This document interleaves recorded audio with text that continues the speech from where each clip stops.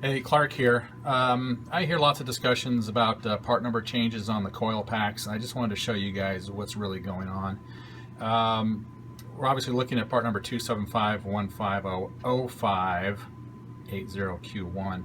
The next generation after that was the 2751507. So the odd numbers go to the driver side, left-hand side. And if we're looking at the even numbers, it's obviously for the right-hand side. So according to Mercedes, there was a, sorry about my fingers there, there was a part number change due to a vendor change. So it allows Mercedes to know what factory these boards were built in, depending on the part number. If we look at the actual part number on the printed circuit board, the 287266.12a, it rolls. Ironically, the even number on the printed circuit board is for the odd number on the cover. But on the previous generation, we're down to the 287267. This part number on the printed circuit board remains the same regardless of the rev change, which tells you that the board layout, everything as far as the circuitry is identical. But the real difference is the RTV that was used on this older one.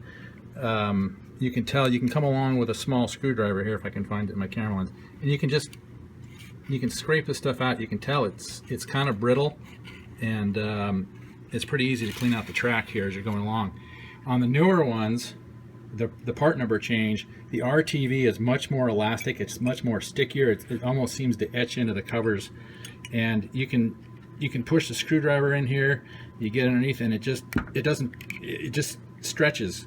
It does not chip up the way the other stuff does, and that's really the only difference that we're talking about when we look at the part number changes through time on these covers. They are identical except for the RTV and depending on what factory they were built in.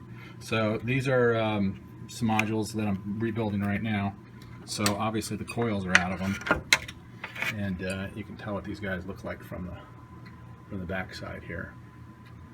So these will become rental units, fully rebuilt, and then if anybody wants to borrow them for testing purposes or buy them, they'll be completely rebuilt. But I just wanted to give you an update, proof of what's going on with these part number changes. They are all the same. No worries about trying to get the latest part number on the top of the cover. There you have it.